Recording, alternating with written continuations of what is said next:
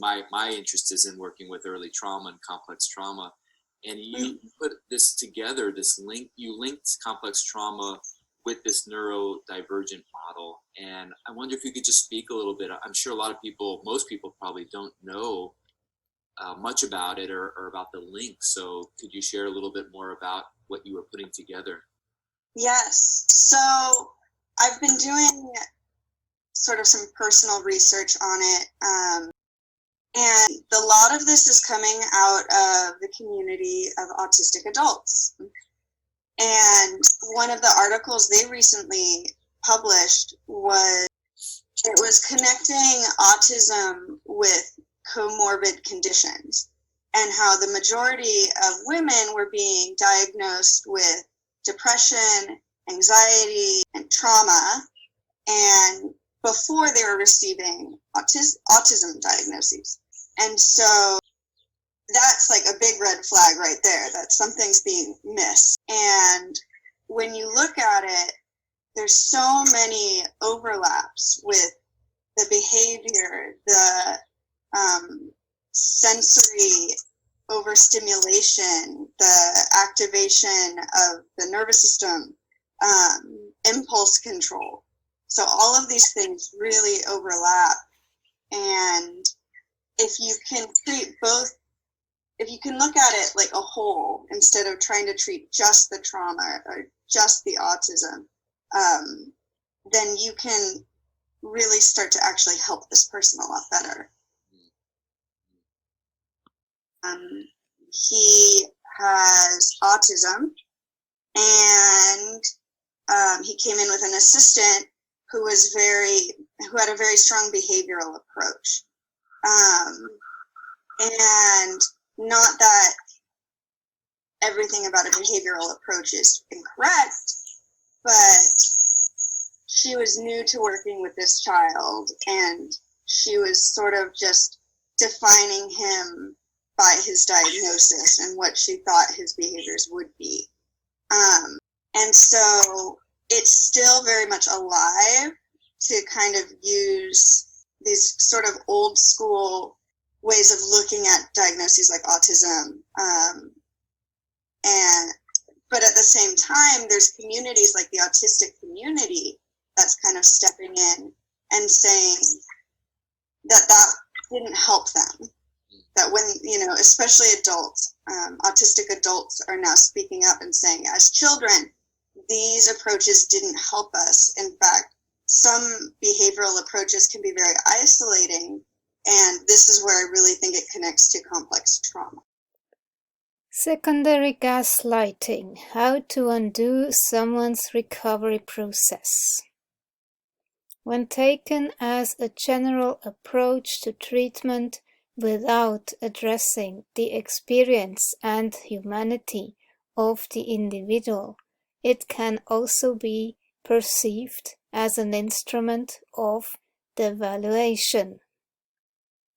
Any treatment or relationship that adds to stigma and that neglects the spirit of the individual, making the individual feel unheard, not good enough, or that their personhood is not being acknowledged, undermines its helping potential and becomes further dehumanizing, effectively adding to a vulnerable person's traumatic burden of stigma and further alienating them from mainstream society.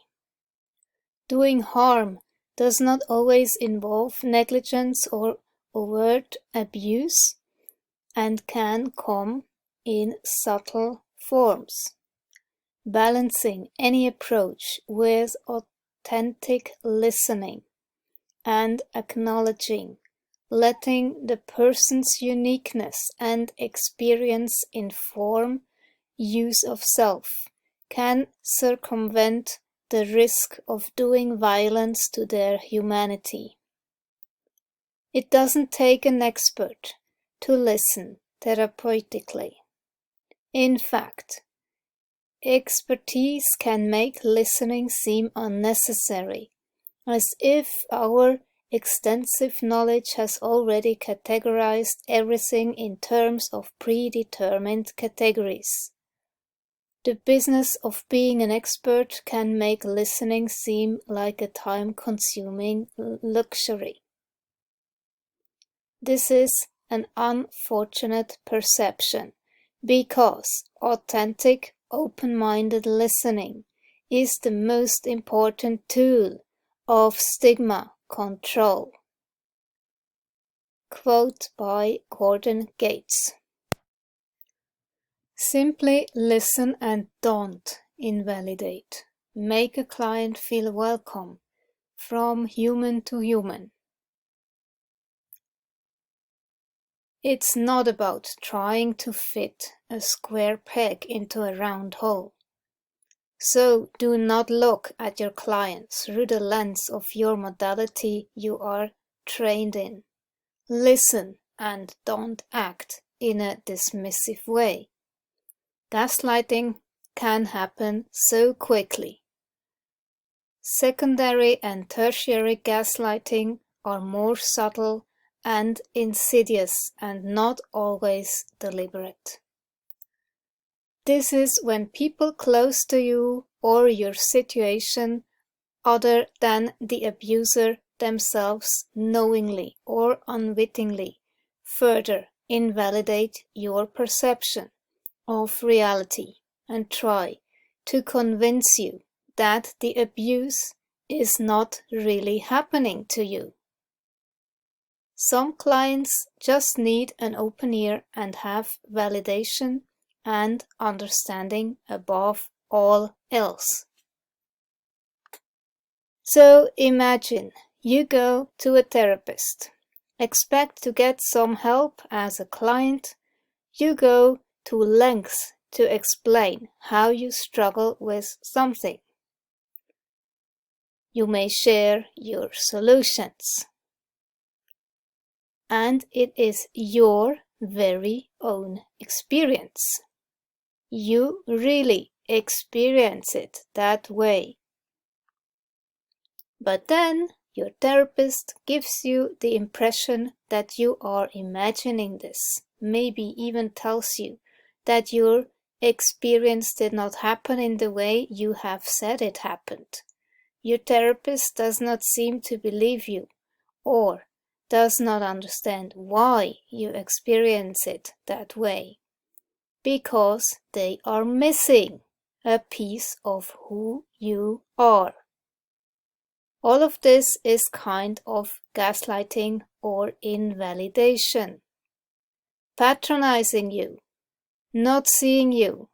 How would that make you feel? It loosens your grip of what you experience. It does not need to be narcissistic abuse. It can.